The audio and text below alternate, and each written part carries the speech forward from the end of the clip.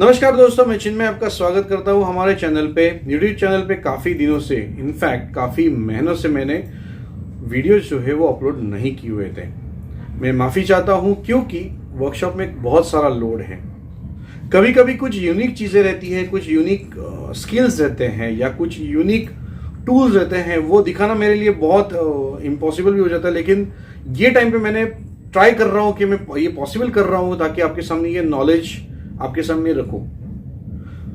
दोस्तों, कुछ चीज़ें ऐसी है, अभी वर्कशॉप पे काफ़ी सारा लोड है तो मुझे डिलीवरीज भी देखनी पड़ती है। काफ़ी क्लाइंट्स की रेलचेल होती है, जो बाइक्स आती है, बाइक जाती है, तो टाइम का बहुत प्रॉब्लम रहता है। आज रिकॉर्ड करना, उसको एडिट करना और अपलोड करना, ये तीनों चीज़ें करने के लिए मुझे बहुत ज़्यादा टाइम जाता है।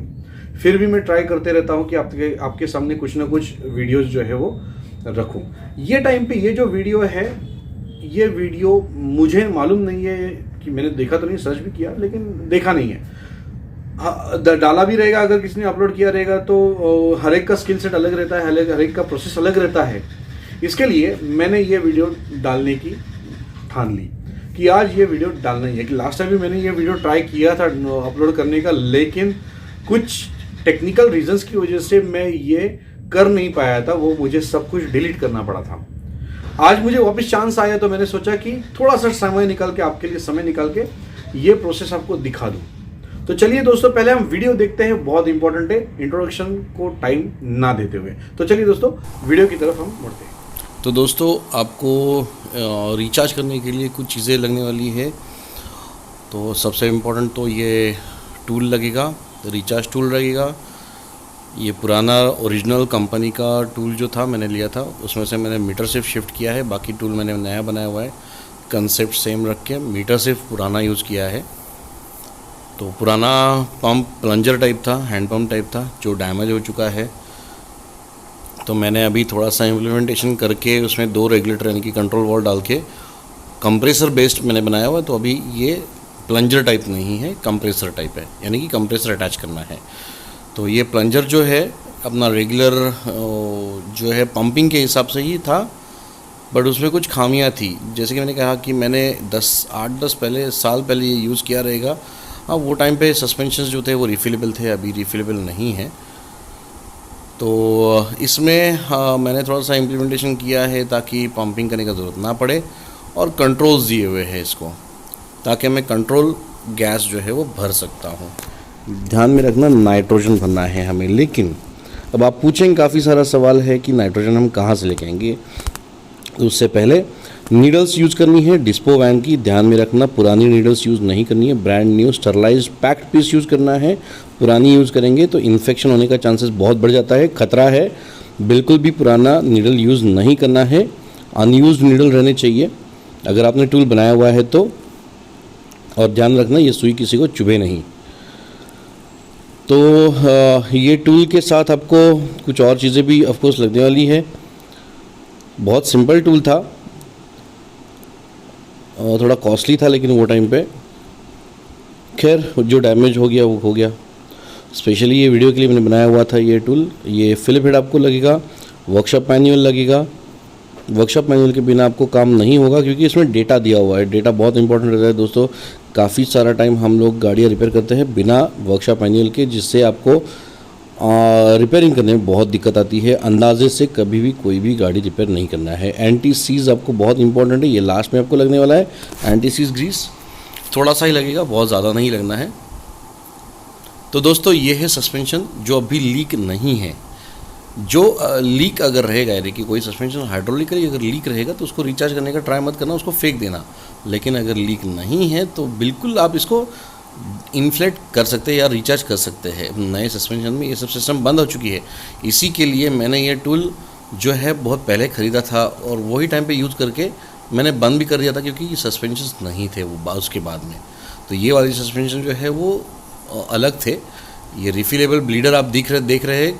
जो ब्लीडर आपको खोलना है फिलिप हेड है, इसके लिए आपको फिलिप स्क्रू ड्राइवर लगेगा, या पीएच जिसको कहते हैं आप।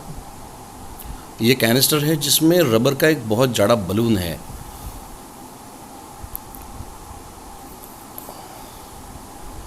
बहुत ही उम्दा सस्पेंशन है। इससे बहुत सारा परफॉर्मेंस जो था, यानी कि गाड़ी चलाते समय पीछे वाला स्पेशली जो बैठता था उसका जो पीठ दुखने का प्रॉब्लम था इससे सस्पेंशन से बहुत कम हो चुका था। परफॉर्मेंस इसका बहुत बढ़िया होने की वजह से ही ये सस्पेंशंस मार्केट में इंट्रोड्यूस हो गए थे कंपनी से।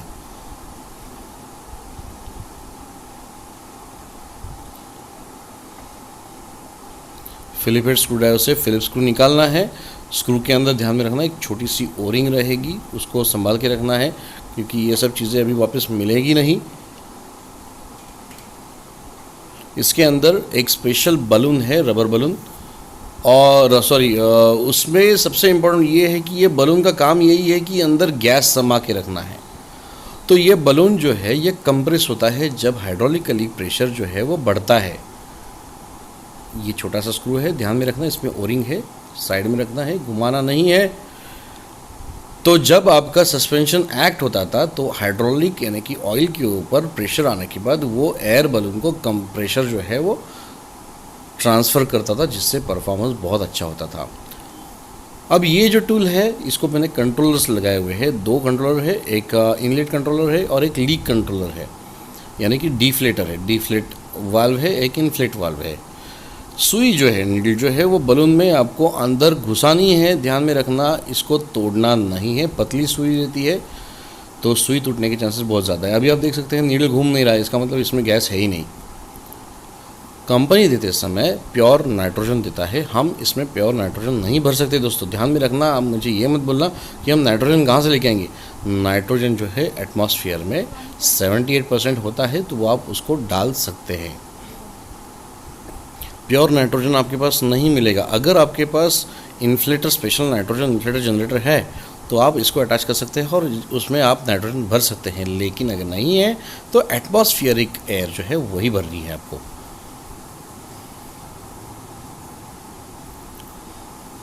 ये टायर के जैसा नहीं है कूलिंग के लिए, ये कंप्रेशन के लिए है दोस्तों, कूलिंग के लिए नहीं है। तो नहीं तो आप कहेंगे कि नाइट्रोजन हम टायर में भरते हैं और इसमें क्यों नहीं भर सकते। तो ध्यान में रखना दोस्तों, कूलिंग ऑफकोर्स लगता है, लेकिन अदर गैसेस अगर इसमें आ भी जाते हैं तो भी कोई प्रॉब्लम नहीं है। सुई को रबर बलून में आपको धंसाना है, पियर्स करके आपको अंदर घुसाना है, जिससे आपको प्रेशर पता चले। ये टेस्टिंग टूल भी होता है और फीलिंग टूल भी होता है। अगर गैस है तो चेक करना है, अगर मिनिमम 5 बार है, अभी आप देख सकते हैं इसमें है ही नहीं, अगर मिनिमम 5 बार है तो आपका सस्पेंशन चल सकता है, मिनिमम पे है। लेकिन इसका जो लिमिट है 6 to 8 यानी कि 6 से 8 बार में गैस इसमें रहनी ज़रूरी है, तभी आपका सस्पेंशन जो है परफॉर्म अच्छा करेगा। अब इसमें गैस नहीं है दोस्तों, मैंने इसमें से गैस नहीं निकाली हुई है डेमो के लिए, बिल्कुल भी इसमें गैस नहीं है, क्योंकि ये काफ़ी टाइम के बाद मेरे पास गाड़ी आई हुई है। इसका वीडियो मैंने पहले भी बनाया था, जैसे कि मैंने कहा कि कंपनी का टूल यूज़ करके किया था, लेकिन कंपनी का टूल वो टाइम पे फेल हो चुका था, आधा रिकॉर्डिंग हुआ था और बाद में फेल हो गया था, तो इसको मुझे डिलीट करना पड़ा था। आप देख सकते हैं नीडल जो है वो मूवमेंट दिखा रही है जैसे मैं एयर प्रेशर बढ़ा रहा हूँ। एयर प्रेशर जैसे ही, यानी कि एयर जैसे ही पास होती है, मीटर जो है बताने लगता है कि इसमें से एयर पास हो रही है क्या प्रेशर से। अब दोस्तों बहुत इंपॉर्टेंट चीज़ है, ये टूल जो है आपको बनाना पड़ेगा अगर आपको यूज़ करना है। अगर आपके पास ऐसे गाड़ियाँ बहुत सारी आती है तो, अगर नहीं आती है तो आप बनाना मत, क्योंकि ये सिर्फ मैंने नॉलेज के लिए दिया है, क्योंकि ये सस्पेंशन सब बंद हो चुके हैं। आप देख सकते हैं पन्नी भी हिल रही है, इसका मतलब एयर प्रेशर अच्छा है, मतलब एयर प्रेशर आ रहा है। ये टूल बनाते समय 90% मेरा सक्सेस रेट था। जब वीडियो बना रहा था तो मैंने काफ़ी सारे चेंजेस भी किए, जिससे वो टूल सक्सेस हो गया। काफ़ी सारी दिक्कतें थी इसमें, तो ये टूल जैसे कि मैंने कहा कि सिर्फ और सिर्फ ये एक वीडियो बनाने के लिए मुझे मालूम नहीं है कि मैं कभी यूज़ करूँगा। तो ये सिर्फ एक वीडियो बनाने के लिए मैंने जो टूल है बनाया हुआ है। ये रिचार्ज टूल है, नाइट्रोजन सस्पेंशन रिचार्ज टूल है। अब इसमें हम स्लोली गैस भरेंगे। रेगुलेटर को जो वाल्व है वो उसको ओपन करना है, जो डिफ्लेट वाल्व है उसको बंद रखना है, इनफ्लेट वाल्व को ओपन करना है, ताकि वो गैस जो है वो बलून में भर जाए। देख सकते हैं नीडल का मूवमेंट चालू हो गया है, प्रेशर बढ़ने लगा है। जैसे जैसे मैंने वाल्व खोल रहा हूँ वैसे वैसे प्रेशर बढ़ रहा है, लेकिन इसमें दिक्कत आ चुकी है कि वो लीक हो रही है। इसका मतलब रिवर्स आ रहा है, और रिवर्स जो है वो नीडल के यहाँ से ही लीक हो रहा है, जिसकी वजह से अंदर की हवा जो है वो वापस रिटर्न आ चुकी है और बाहर आ चुकी है, यानी कि ये रिचार्ज नहीं हुआ है, ये फेल हो चुका है।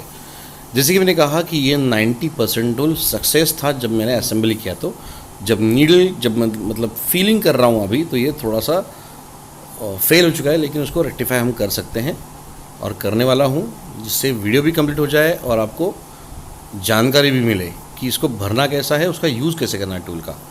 ऑब्वियस मैंने नीडल का थोड़ा सेटिंग चेंज किया है। बहुत आराम से इसको अंदर दबाना है ताकि सुई जो है वो टूटे नहीं। अगर सुई टूट गई तो ये आप कुछ नहीं काम कर सकते इसका।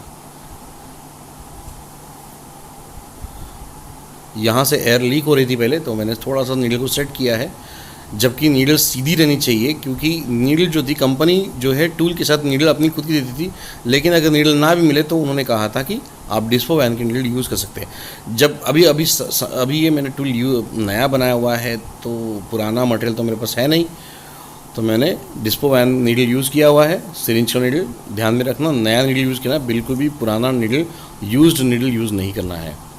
इन्फेक्शन हो सकता है, वो आप बिल्कुल भी काम मत करना ऐसे। बहुत सस्ती नीडल आती है, 2 रुपये की नीडल है, कोई महंगी चीज़ नहीं है। हाँ, टूल महंगा है, नीडल सस्ती है। तो आप देख सकते हैं अंदर जो है वो अभी पहले थोड़ा सा जो गैस भर चुका था वो दिखा रहा था, लेकिन उसको इन्फ्लेट भी करना है। अब जब आप ये देखेंगे वीडियो, तो अगर आपने ये टूल बना भी लिया, तो पहले स्किल बढ़ाओ, यानी कि पहले आप उसका प्रैक्टिस करो, उसके बाद आप रिफ़िल करना शुरू कर सकते हैं। कोई फेलियर की बात है नहीं, बहुत बड़ा काम नहीं है, लेकिन ये इन्फॉर्मेशन मुझे नहीं लगता नेट पे है या नहीं है। ये मीटर है, मीटर पे आप देख सकते हैं 0। तो 5 बार मिनिमम आपको, 5 बार, नॉट 5 टाइम नहीं बोल रहा हूँ, 5 बार, BAR। तो 5 बार का प्रेशर मिनिमम रहना चाहिए। मैंने एयरलाइन अटैच कर दी है, 5 बार प्रेशर रहना चाहिए। अगर सस्पेंशन को आप चेक करते हैं, तो कोई भी गाड़ी का अगर आता है आपके पास ऐसे वाला सस्पेंशन, तो आप चेक कर सकते हैं, तो उसमें 5 बार मिनिमम तो रहना ही चाहिए। नॉर्मल रेंज जो है वो 6 to 8 बार है। नॉर्मल रेंज जो है वो 6 to यानी कि 6 से 8 बार है। तो प्रेशर जो है वो 8 बार तक मैं भरूंगा, और निकालते समय थोड़ा सा एयर लीक हो जाएगा, ताकि वो जो प्रेशर है वो थोड़ा मेंटेन ना मतलब नहीं रहेगा। तो वो मेंटेन रहना चाहिए, उसी के लिए मैं 6 से 8 बार जो है, यानी कि 6 to 8 बार जो है वो नंबर इम्पॉर्टेंट है। जब आप निकालते हैं तो थोड़ा सा प्रेशर लो होता है, लेकिन वो बिलो 6 नहीं आता है। इसके लिए ही 6 से 8 यानी कि 6 to 8 बार रखना ज़रूरी है। आप 2-4 बार आप चेक कर सकते हैं। मैंने भी यहाँ पे किया है, क्योंकि मेरा टूल में थोड़ा प्रॉब्लम था। मुझे मालूम है कैसे भरना है, कैसे चेक करना है, लेकिन टूल जो है वो नया होने की वजह से मुझे 10 बार चेक करना पड़ा। इसका रेक्टिफिकेशन मैंने अभी किया है, वीडियो बनाते समय ही।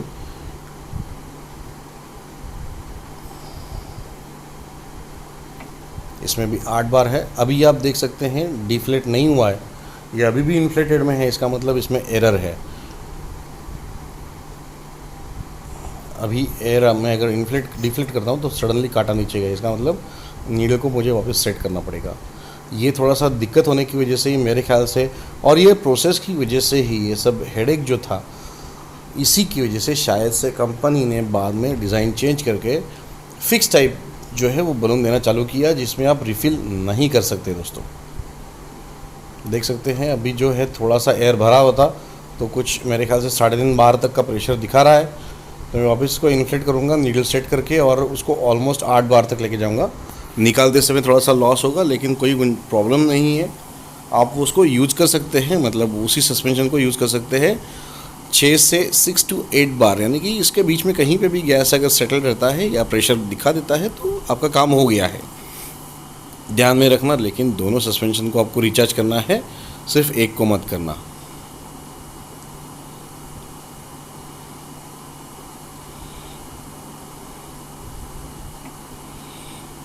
इसमें वापस एरर आ चुका है, यानी कि एयर जो है वो बाहर ठीक से नहीं आ रही है, ब्लॉक हो रहा है। इसका मतलब इसको हम वापस एक बार नीडल सेट करेंगे।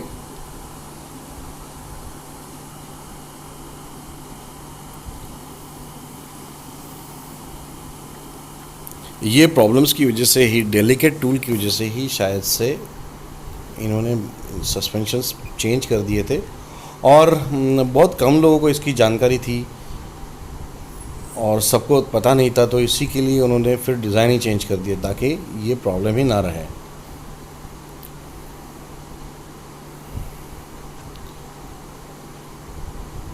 बट मैं प्रीफर करता हूँ रिफिलेबल, यानी कि मेरे कंट्रोल में रखना बहुत इंपॉर्टेंट रखता हूँ, क्योंकि सस्पेंशंस अगर आपके नए वाले अगर ख़राब भी होते हैं तो कैसे और कहाँ पे ख़राब हो गए उसके लिए मुझे जवाब ही नहीं है, मैं चेक ही नहीं कर सकता हूँ।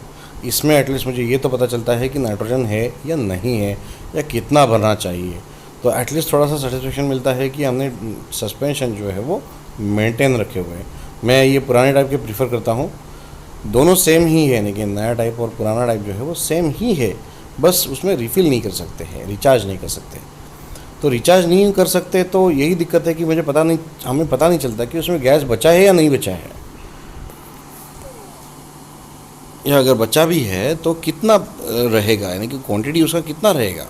तो इसके कारण ही मैं प्रीफर करता हूँ पुराने सस्पेंशन, लेकिन ये अब सस्पेंशन मिलते ही नहीं है।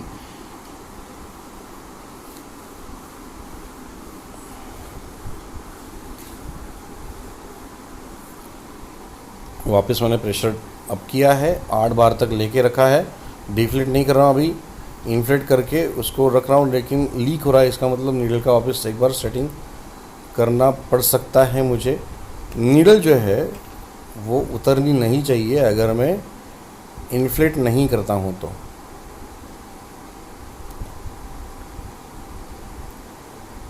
आपका परफेक्टली फिलिंग हो चुका है, अब आपको इसको सील करना है, यानी कि एंटीसीज यूज़ करना है, या निकल बेस है, आप कॉपर बेस भी यूज़ कर सकते हैं। एंटीसीज इसके लिए यूज़ करना है कि ताकि जब आप ये स्क्रू वापस फिट कर देते हैं तो वो जैम न रहे, मट्टी की वजह से जैम रह सकता है और नेक्स्ट मेंटेनेंस में आपको तकलीफ़ ना हो। देखिए दोस्तों, स्क्रू रहना बहुत ज़रूरी है, वो उसके लिए कैप है, यानी कि जो अंदर का बलून है उसके सेफ्टी के लिए ये स्क्रू रहना बहुत ज़रूरी है, उसको जो ओरिंग है वो रहनी ज़रूरी है। एंटीसीज से क्या होगा कि रस्ट या अलॉय का जो डिपोजिशन रहता है उसकी वजह से स्क्रू जैम ना हो जाए। यहाँ पे दोस्तों बिल्कुल भी गैस टॉर्च यूज़ करके स्क्रू निकालने का ट्राई मत करना, ख़राब हो जाएगा, क्योंकि गैस है वो आखिर वो ब्लास्ट हो सकता है एक्सपांशन की वजह से। बहुत ही इम्पोर्टेंट टॉपिक था, मुझे ऐसा लगा था कि आपको ये दिखाऊं करके। तो दोस्तों याद रखना, नाइट्रोजन गैस का टंकी आपको ख़रीदने की ज़रूरत नहीं, सिर्फ टूल बहुत इंपॉर्टेंट है।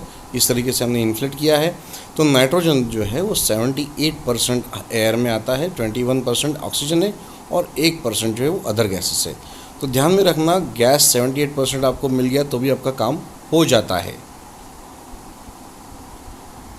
धन्यवाद वीडियो देखने के लिए। दोस्तों आपको समझा रहेगा, आई होप आपके नॉलेज में मतलब आपका नॉलेज बढ़ चुका रहेगा कि ये कंपोनेंट जब हम रिपेयर करना चाहते थे हमको मालूम नहीं था ये रिपेयर करना कैसा था।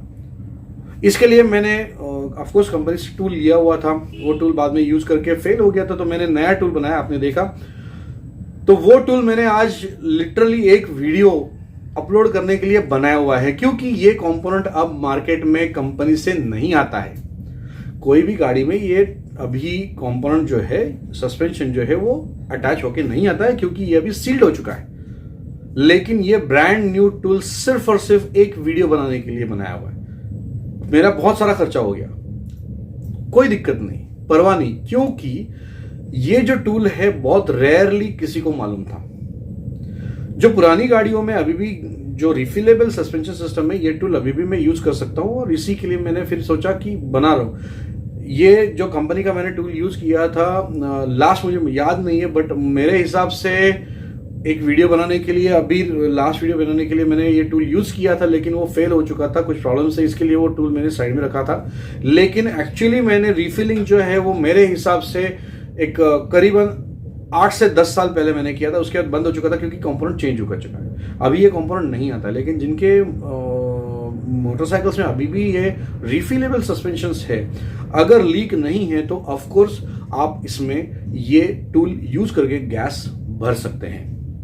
आई होप दोस्तों आपको ये वीडियो अच्छा लग रहेगा, लाइक कीजिए, शेयर कीजिए और ऑफ कोर्स सब्सक्राइब कीजिए, ताकि आपको हमेशा न्यू वीडियोस की अपडेट्स जो है वो मिलती रहेंगी। धन्यवाद दोस्तों, हैव अ ग्रेट डे।